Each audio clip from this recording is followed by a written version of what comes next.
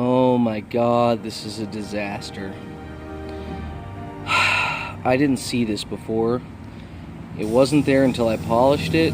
I'm not going to say it wasn't there. I didn't see it. I just simply didn't see it. I looked for it and I didn't see it. I want you to look right down the middle of this axe. Do you see it? Running all the way down. There's a crack.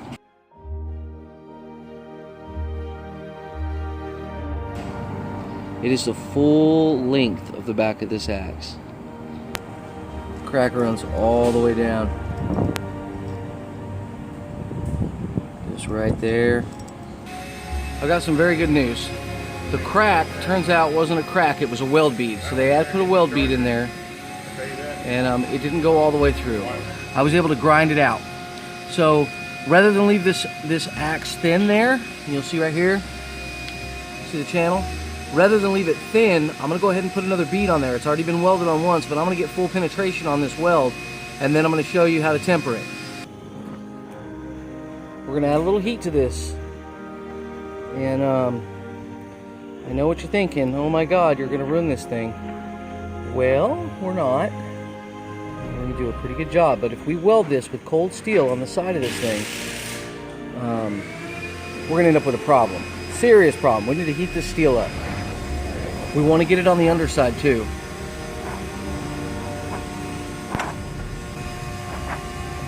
Now all this metal is relaxed. Okay, good enough. I can hold my hand down here on the bit. There's no heat in the bit. The furthest our heat went was about right here, and I can still touch it. It will continue to transfer, so I gotta weld quickly.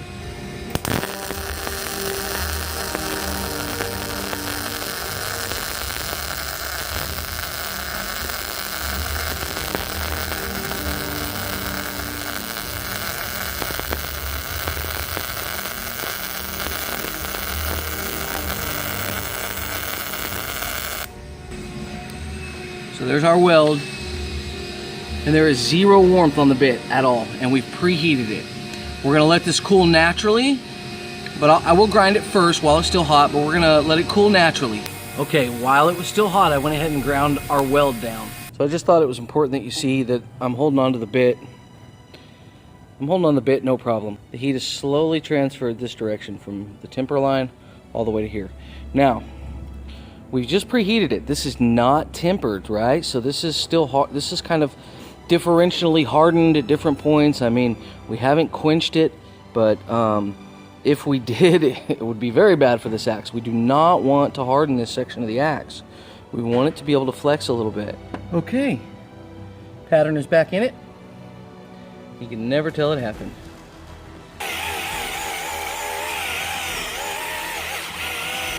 So, we're going to bring the temper back. I'm using a very small flame.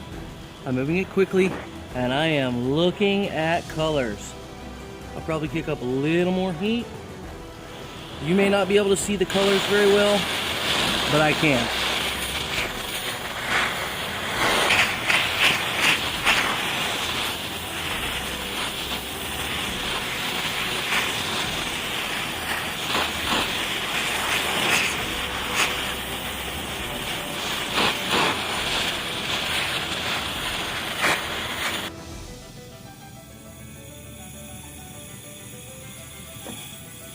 No problem. Perfect. So we're going to polish some of this out. I know some of you would probably like to see that stay in there, but it kind of has like a fantasy blade look. And I'm not a fantasy blade look kind of guy. I like rustic. I'm cool with that.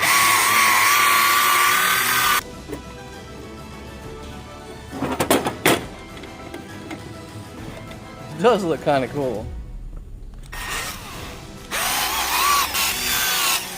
I will leave a little on the back for you though, right here on the spine. On the pole, sorry. It's not a knife. And if it was, that would be the spine.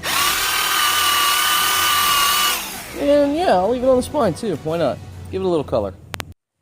So I'm sure I'm going to get a lot of questions about this technique as far as, is this going to damage the bit? Well, if you noticed, I kept the bit, which is the sharp part of the axe, cooler.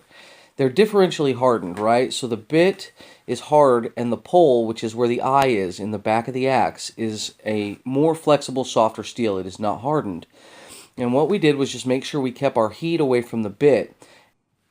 Even though we welded on this axe head, we took some precautions to ensure that the weld would stay and that we wouldn't have any cracks in the future. We started by preheating the metal. We cut a nice groove for our weld to fit in. That way it had maximum penetration. And then on top of that, we heat treated the axe again in the end to ensure that the metal, any tension between the weld and the existing metal of the axe head, would not be under tension. So we wanted them to meld more together and kind of release their molecular bonds and become aligned as one new piece of steel. So hopefully that makes sense to you.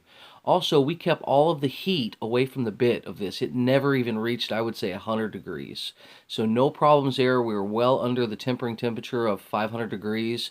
So this thing should just last and last and last. And you know what? If it cracks after a year or two of use, well, you know, that's a good year or two of use that this axe got that it was never going to get. So thank you guys so much for watching. Next, we're going to put a handle on this axe, sharpen it up, and we're going to send it off to Bentley's Backwoods Bushcraft. Thank you guys so much, and God bless you.